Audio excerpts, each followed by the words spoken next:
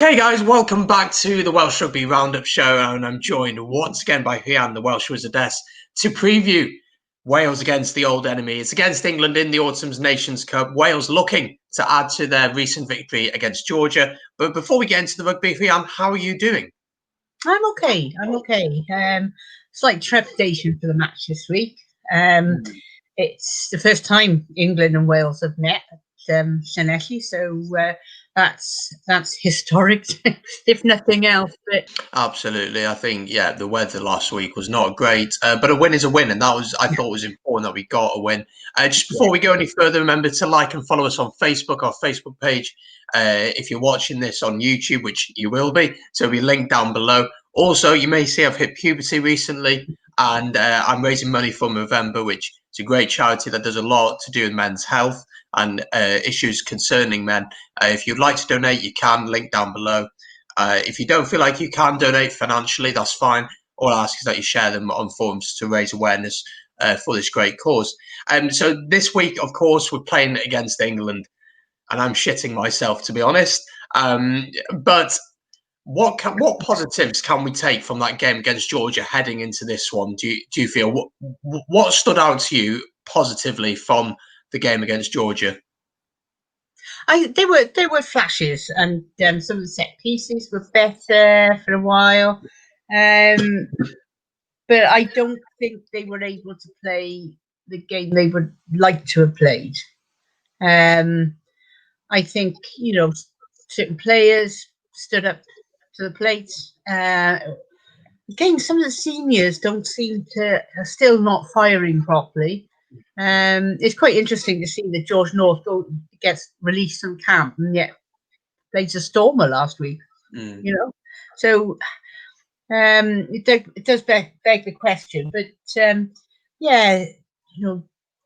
I thought that we had that there were positives to come out, and hopefully they'll build on that for this week. And I think we're on damage limitation against England, aren't we? and I just which is why when we go into the selection, you're sort of looking and saying, well, I understand that, but I don't really understand that choice. But again, when you're mixing and matching the senior players, you're going for the experience, but I kind of thinking we're going to look tiny compared to the English team, even with the big boys like Alan Jones. It's interesting, isn't it? They're still playing that rugby, the tough and very fit. I question our fitness. I don't think we're at the levels that we were under Gatland, but which gave us the advantage against Georgia last week. So, but there we are. We shall see, won't we? Indeed, we will. It'll be an interesting game. Let's take a look at the teams and some very, very interesting selections. Let's have a look at the home team, Wales, first of all. We'll start with the fullbacks. So starting out fullback with Lee Halfpenny on the wing, Louis Rees-Zammit. Very exciting to see him having a start at the top team. Nick Tompkins and Johnny Williams retains his place in the centre, with then Josh Adams on the other wing. Interesting halfback pairing. Dan Bigger, experienced, but Lloyd Williams picked over Rhys Webb. Rhys Webb, of course, was injured, so not sure if Rhys Webb isn't quite fit enough to start. We'll have to see with that one. Then at number 8, we have Talupe Faletau. James Botham keeps his place. Shane Lewis-Hughes as well plays with Alan Wynne-Jones as captain back once again, and he partners Jake Ball in the locks. And then we have front row Samson Lee, Ryan Elias and Wynne-Jones, which leaves a bench then of Owen Watkin, Callum Sheedy, Rhys Webb, Aaron Wainwright, Will Rowland, Thomas Francis, Rhys Carre and Elliot D. Rhian, what are your thoughts on that team? Who are you excited to see? You happy with that team? Yeah, the thing is, he's got a lot of injuries, hasn't he? I'm sure Sanjay Williams would have been there if it hadn't been for his jaw. It's Tips again. He's not there. Navidi didn't make the fitness. So, but saying that, I thought James Botham was one of the standouts against Georgia. So quite rightly, he's back. He's back in the team. So again, I think we were talking just before the show. Going back to Bigger, he's great, but I always think that he hasn't yet hit his form, even at sort of his club level that he was prior to lockdown, and he was always used very tactically. I was going to say tactfully by Gatland, because he is a game changer and he's very good at controlling the game, and I think that he's an extremely experienced player, not quite hitting form, but perhaps I would have had him on the bench.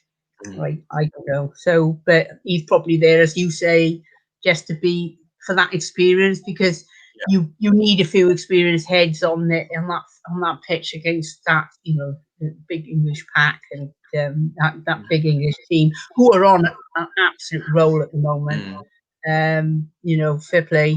There's very few changes to that team. So yes, as I said, I think we're going for damage limitation.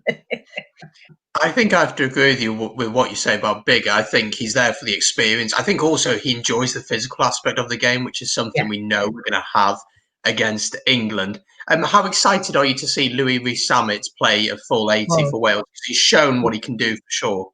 Yeah, he is an absolute little star, isn't he? And the only issue I have is that he's little and he gets squashed.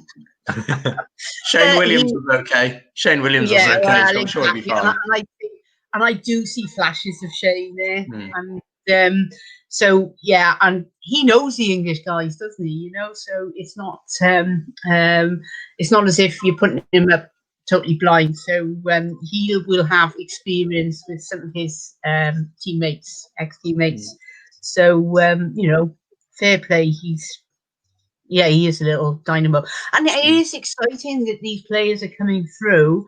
The problem is that they haven't had the time or that sort of the crossover is being very weird, hasn't it? Changing, not only bringing in younger players, but also changing the way that Wales play. The whole sort of game plan and the way his ethos of playing. So it's made it a bit of a mishmash as we played through this autumn tournament and the end of the last Six Nations. So it would be great if it all started meshing on during the England game, so that at least it gives Pivac a bit of breathing space after, because personally, there's a lot of pressure on him now, and I think that he's got. I can't see us changing wholesale before the Six Nations, but if we have a bad performance against England, it's going to be very difficult, because to a lot of people, a lot of what I would call Saturday rugby people, beating England is actually far more important than any of the Six Nations World Cup or anything. I don't subscribe to that, but there is a populist view out there that England are the only team to beat. But personally, I think he's very close, and I always enjoy the England-Wales matches. But I'm still aspiring to a Wales that will beat New Zealand some stage, which we haven't done. So I just think that it must be quite hard for him and his coaching team at the moment, knowing that they have to go in and play England, and knowing that there's a hostile press and a hostile elements. And I think Three Guys Ball and Bod show earlier this week talked about how vitriolic fans are getting on forums now, and I really hope that nobody actually looks at them and takes it any of that. Twitter is as bad, people can be really nasty when they're not face to face and they're not actually the typical keyboard warriors, and it does concern me that the sort of taboos of being personal about people rather than sort of generic means that there's a lot of non-rugby related stuff that's that does the rounds, and I think doesn't help with the pressure that's already on the team and the coaching staff. I think the big thing for Pivac, I don't think we're going to beat England. I'm going to put it straight out there before we get to our predictions. I don't see us beating England, but I want to see a performance that we can be proud of and see that the players are playing for him. That's really important for me. I think even if we do lose by like 50 points, which I'm not saying we're going to, but let's say we do, I don't think the Welsh Rugby Union would make a decision after the game. I think they'll give him another Six Nations to show what he's able to do. But I do think it's going to be a really tough game. Let's have a look at the England team then. Let's see what we're facing. I'll go through it now and I'll get your thoughts on it. So starting at fullback, Elliot Daly plays at fullback. He's stuck with Jonathan Joseph on the wing, which is interesting. Henry Slade then and Owen Farrell are the centre partnerships with Johnny May on the wing. And George Ford is back at 10. So going for that Ford-Farrell axis with Ben Youngs then at scrum half, leaving the forwards being Billy Vunipola, Sam Underhill, Tom Curry, Joe Launchbury and Mauro Itoje are the locks, with the front row of Kaz Sinclair, Jamie George and Maka Vunipola. And the finishers, as Eddie Jones likes to call them, Anthony Watson, Dan Robson, Jack Willis, Ben Earl, Johnny Hill, Will Stewart, Ellis Genge and Luke Cowan-Dickey. My initial response to that team is it's very, very strong. And my big concern is the battle with the back row. I just can't see us competing with the likes of Tom Curry and Sam Underhill. I'm quite worried about that. What are your thoughts on that team? Is that the strongest team you think they could put out at this point? I think it probably is. They haven't made many changes. George Ford is back, but he was injured, so that's good. And that the pack that absolutely took Ireland apart. Intact, and that's worrying me given how our set pieces. Like Georgia not too bad. Georgia are not. Georgia always used to be the team with the big pack and good big going forward, but they're not the team they were as far as that. They're still suffering from post COVID and etc. So although they did better last week, I think they could be absolutely pulled apart. On Saturday, so it's it would have been hadn't Navidi been back. I just thought, well, maybe you got someone like him that can just sort of pull him in. But yeah, it's a bit of a worry, isn't it? I think the big area is going to be that physical game. If England dominate physically, which I expect them to do, I think it's going to be a very long afternoon for us. And you have to win a game of rugby, you have to have quick ball or front ball, really. And I just don't see that we'll have the power in our pack to be able to do that. And I hate to say, but rugby is becoming more and more about size and the power. And if you can get over the game line and get a quick ball, their defence isn't set. You score a try, you win a game. It's that simple, really. At the end of the day, of course, there's a lot of other tactics going on, but this England team has such power. Their driving maul is going to be a massive concern for me. I just don't see we'll be able to stop that. And our set pieces, as you said, have been absolutely shocking this tournament. It's been woeful at points. But I'll still go back to the point that I made after we played against France. I still believe it's a massive communication problem in the team. I think that the message from Pivac down to the players just isn't happening. And that's what I believe it is at the minute. And it's going to take time. Because what we have to remember is that these players, some of them, internationally, now the gap between international rugby and regional rugby is always getting bigger. It is, it's a fact. Because you look at the Pro 14, and the only team that's really playing at elite level, you'd have to say, is Leinster. So when these players have gone up to international level, it's like playing completely different type of rugby. So they've played one style of rugby at that level for 10 years, and you expect them to switch just like that and be okay with it. I think that's ridiculously optimistic. But there are big areas in our game that I am generally quite concerned about. I'm not saying we give up in games, but the intensity and the lack of it is a concern for me. So Yeah. against England, there's no excuse for not being intense. And I want to see us go out with passion, with heart, and give it our all. And if we try our best and we try things and we lose, okay. But if we go out there, we concede early and our heads drop, that's when I don't think I'll be quite as accepting of the game. Yeah, I'm not sure what the weather forecast is, and I think that will have a difference as well, because that's a running rugby game, isn't it?